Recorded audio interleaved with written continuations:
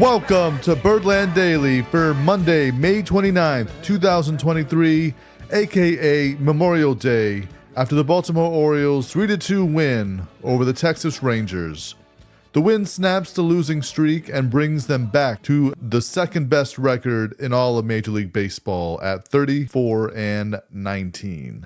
Kyle Bradish was pitching for the Orioles, and Cody Bradford was on the mound for the Rangers. The original starter, Dane Dunning, is on paternity leave. Bradish's afternoon started off strong with 3 swinging strikeouts in the top of the first. Cedric Mullins reached after Corey Seager lost the pop-up in the sun, which was ruled a base hit to start the bottom of the first. Adley Rutschman singled to move Mullins to second. Austin Hayes then hit an RBI single to score Mullins and moved Rutschman to third, and it was 1-0 Orioles. Anthony Santander walked to load the bases with no outs. Ryan Mountcastle hit a deep sac fly to score Rutschman to increase the Orioles' lead to 2-0. Kyle Bradish pitched out of a jam in the top of the second. Adolis Garcia singled, and Josh Young walked to start the inning. Jonah Heim then grounded into a double play, and Travis Jankowski struck out to end the threat, and the game was still 2-0. It would remain a 2-0 Oriole lead until the top of the sixth. Robbie Grossman singled to lead off the inning and scored on Marcus Simeon's double to cut the Orioles' lead in half at 2-1. Robbie Grossman singled to lead off the top of the eighth. He moved to second on Leody Tavares' groundout. Grossman then moved to third on Marcus Simeon's groundout. Corey Seager then doubled to score Grossman to tie the game at 2. To start the bottom of the eighth, Cedric Mullins walked. On a hit and run, Adley Rutschman singled to move Mullins to third with no outs. Austin Hayes singled with the infield in, and that scored Mullins, and the Orioles retook the lead at 3-2. Felix Bautista struck out the side in the top of the ninth to seal the 3-2 Orioles victory and pick up his 13th save of the season. The win snaps the Orioles' 2-game losing streak, and they avoid being swept for the first time this season. Danny Coulombe got the win for the Orioles, and Cole Reagans was the losing pitcher for the Rangers. Both Kyle Bradish and Cody Bradford got no decisions. Bradish's line, 6 2/3, giving up 4 hits, 1 run, 1 walk, and striking out 4. Bradford's line in his second Major League start, 5 innings, giving up 5 hits, 2 runs, walking 1, and striking out 5. The totals in the game: 2 runs, 7 hits, no errors for the Rangers. 3 runs, 7 hits, no errors for the Orioles. In front of 22,124 at Oriole Park at Camden Yards, the game lasted 2 hours and 30 minutes. Birdland Daily's player of the game, Austin Hayes. He went 3 for 4 with 2 RBIs. He had the first RBI in the game to give the Orioles the early 1-0 lead, and his second RBI broke the 2-2 tie in the bottom of the eighth, which was the game-winning run. The Cleveland Guardians come to town today, starting at 1 this afternoon. They come in at 23-29 on the season, having won 2 of 3 against the St. Louis Cardinals. In their last 10 games, they are 4-6. On the road, they are 11-14. The pitching matchups for the series. Today, it's Logan Allen versus Tyler Wells. Tuesday night, Cal Quantrill versus Kyle Gibson. Wednesday afternoon, Shane Bieber versus to be announced, as that was Grayson Rodriguez's spot before he was optioned to the minors after a start on Friday. Joining me now to talk about this upcoming series at home against the Cleveland Guardians is Tommy Wild, writer for Cleveland Baseball Insider, part of Sports Illustrated Fan Nation. You can follow Tommy on Twitter at TommyWild28 and Cleveland Baseball Insider at CBI_Fan Nation. Thanks for joining Birdland Daily, Tommy. Yeah, thanks for having me on. So my first question is, how long have you been writing for Cleveland Baseball Insider? So I've been writing there. This is my second season writing for Cleveland Baseball Insider. I was brought on last season, so I followed them all through their playoff run last year, and now I'm on my second season. But I've been watching Cleveland baseball, Indians, Guardians baseball my entire life. Born in Cleveland, raised in Cleveland, so I've been following them for a long time, seen a lot of games. So, Are you able to go to the stadium and write in the press box? um, I personally do not go to the games right now. There's another person on our team, Brendan Gulick, who he does go to games quite often.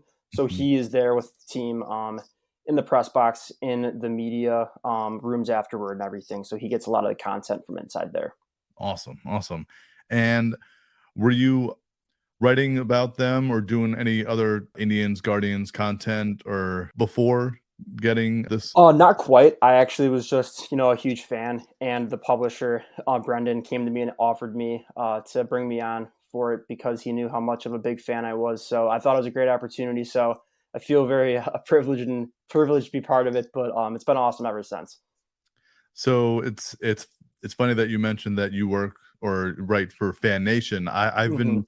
I've reached out to Matt Solario a bunch of times to get an Orioles page, but Okay. they earlier this of the season they said that they didn't have the budget, but I was also told it's the market. But I mean, for me, it's like the Orioles are starting to win again. Right. We Right. need to have them. So I really hope they bring on a Orioles page because I'd love to write for them. Yeah, that'd be awesome. All right. So for Oriole fans who aren't up to date with this current Guardians team, can you tell fans a little bit about the team right now? Absolutely. Unfortunately, there's not a ton of great things going on. So the offense this season has looked nothing like it has last year. They're one of the worst offenses statistically in baseball right now. Some statistics worse than the Oakland A's, which is pretty shocking. Last in batting average, last in hits, last in runs scored. So the offense has not been there. Has not been great. Underperforming 1 through 9. There's been some sparks that hopefully they're going to get back on track here soon, like Josh Naylor's three straight go-ahead home runs in the 8th inning against the Angels. Cleveland fans here kind of thought that was going to be like the nice turning point, but that wasn't quite the case. So it's really been the story of the season has been the offense. One of the biggest things from this season and last season has been the one-run games. Cleveland has played the most one-run games, and unfortunately, that record has not been their friend this year. Mhm. Heading into today, they were 10-14 in one-run games. Thankfully, Jose Ramirez was able to pull off a nice RBI, 2 RBI double to walk off the Cardinals. So now that's up to 11-15. Okay. But that has been the story. Last season, they were 28-17 in those one-run games. Wow. Okay. Wow. Yeah, That's a big turnaround yeah. from So if all you right. want to look at the success last season, that's really comes down to one pitch, one batter, one swing changes games. And that on last season they had a lot of success and a little bit of luck. I'll admit it. This year just hasn't been the case for them. Right. Bringing up last season, they were the youngest team in all of baseball and went ahead and won the American League Central basically out of nowhere. But you just mentioned that it's the hitting that's changed and the one-run games compared to last season. So has it just been the offense or is it also the pitching? Or has the pitching been okay, but the hitting not so much compared? The right. The pitching's been interesting. Tristan McKenzie hasn't made a start this season. He found out he had that shoulder injury, that back injury, like 3 days before the season started. 3 days before he was supposed to make his season debut. And a lot of people, including myself, were super high on him being that number 2 behind Shane Bieber this season. Mhm. Sometimes last season, McKenzie looked like the ace over Bieber. So that was a massive blow. And then Aaron Savali makes 2 starts, looks fantastic after an injury-filled 2022. And he goes on the IL. So it's hard to say that the pitching's been a super big problem for them, especially because they've called up 2 guys in Tanner Bybee and Logan Allen who have been tremendous. Mhm. But they're still rookies, so you have to take that with a grain of salt as well. Right. So the starting pitching's been great because of the circumstances. Mm. The bullpen has been all right. They have the 5th best. I think it's the 5th. It was heading into today. It was the 5th best Mhm. ERA out of relievers. However, they've also had the most blown saves. Emmanuel Clase has the most blown saves in the American League, but at the same time, he also has the most saves in the American League. So I think that the bullpen really comes down to those one-run games. If the bullpen gives up one run, then all of a sudden they've blown the game because the offense hasn't been producing. Mhm. So I think there's obviously blame to go around, but I think most of the issues, most of the struggles come back to that offense and not being able to hit. I mean, you got to score runs to win. Right, of course. Do you think it's time to part ways with Terry Francona, or do they ride it out to see how long, to see if they can get a hot streak, even though they're only 4 games out of first place? So there's plenty of time to come back. But do you think there's a change on the coaching staff with him, or maybe the hitting coach, or is it a I, bigger issue? I feel like with the Terry Francona stuff, I know a lot of fans are frustrated with the outcomes. I personally don't think that a midseason change is going to do anything here, or do much, because he's dealing with, obviously you want guys like Tyler Freeman. That's someone who I think should be getting a lot more playing time. Gabriel Arias should be getting a lot more playing time at shortstop. So there's certain things that you'd wish he was doing differently.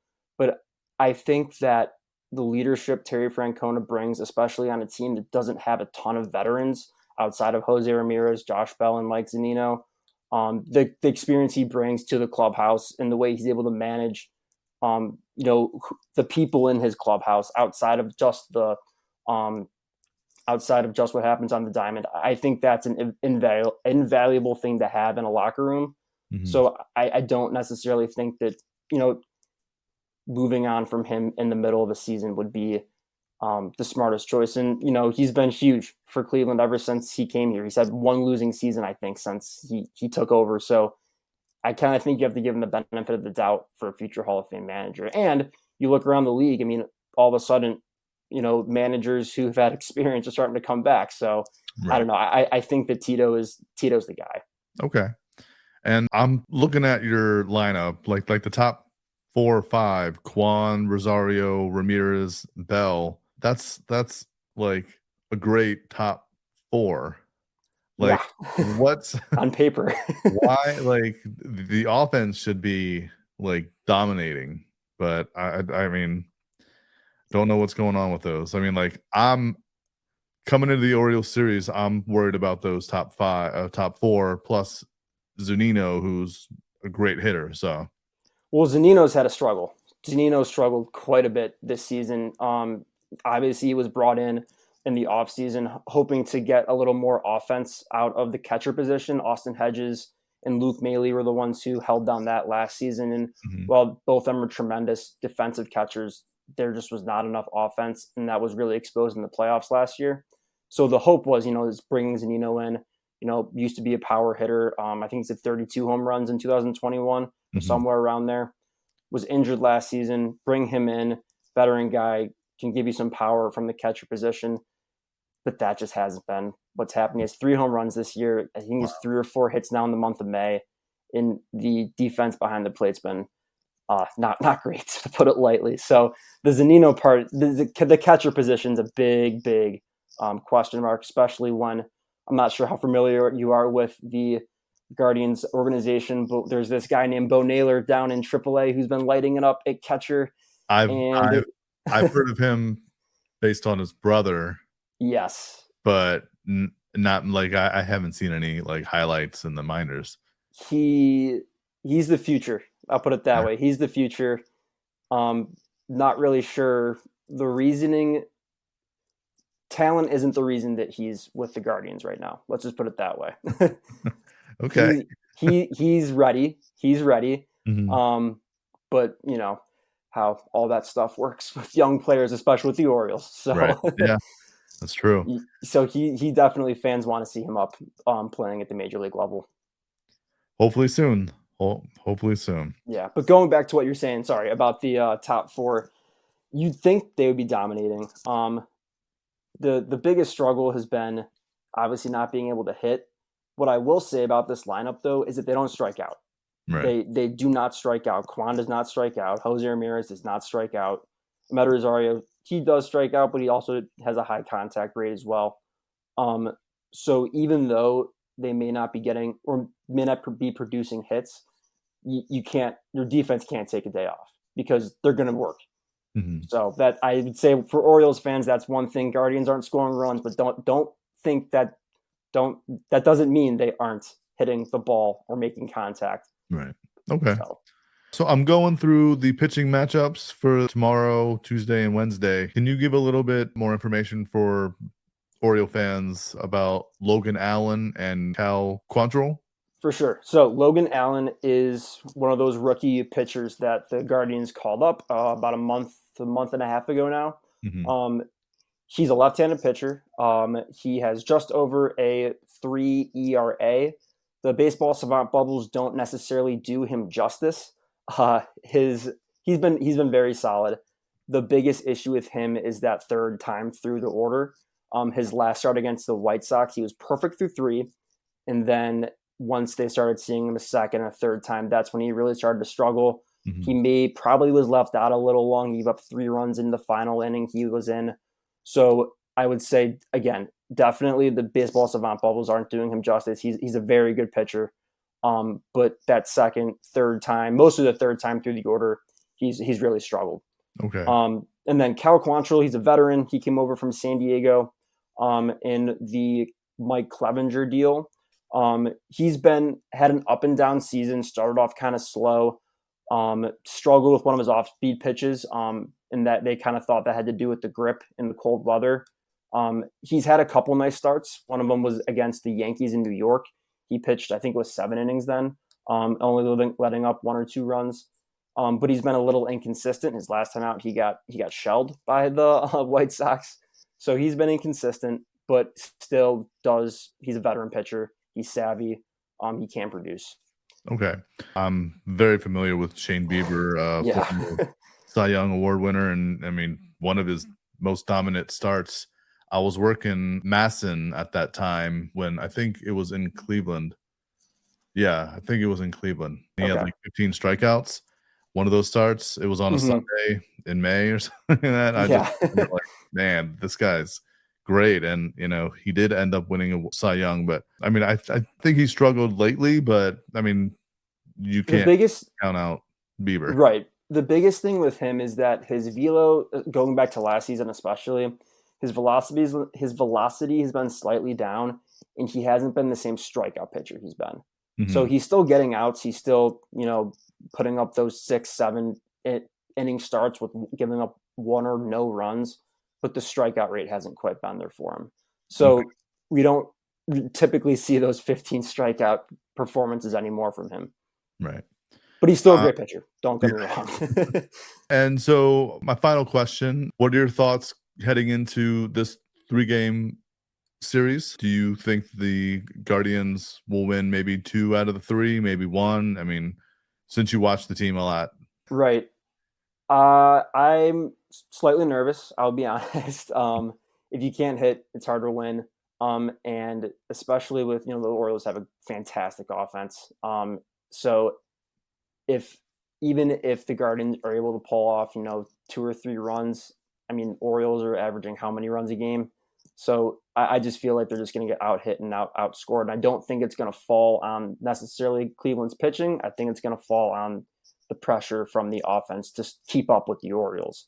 So I could see them winning 1 game. I don't think they'll get swept. Sweeps they're just hard in the MLB to do. Right. Hopefully they take 2 or 3. Hopefully Guardians sweep. Sorry, Yeah. but I think realistically, one game, hopefully 2 games is kind of what the hope is. Okay. Well, Tommy, I want to thank you for joining Birdland Daily. And if you want to follow Tommy on Twitter, you can. He's at TommyWild28, and Cleveland Baseball Insider is at Yep. CDI_Fan Nation. That's it. And then we have an Instagram, and we also have a YouTube as well, where we post post-game interviews, post-game comments from Tito, Jose Ramirez, any players. So that's another great place to find some behind the scenes for what's going on in the clubhouse. Awesome. Well, thank you again for joining Birdland Yeah, thank Daily. you for having me on. Once again, I want to thank Tommy Wild, writer for Cleveland Baseball Insider, part of Sports Illustrated's Fan Nation. You can follow Tommy on Twitter at TommyWild28, and Cleveland Baseball Insider at CBI_FanNation. And like he said on the broadcast, you can find their Instagram and YouTube page. But once again, thank you, Tommy, for joining me. And I want to thank you all for listening to this episode of Birdland Daily. My name is Steve Rudden, and I'll be back on Tuesday morning to recap this afternoon's game between the Cleveland Guardians and Baltimore Orioles on Memorial Day Monday.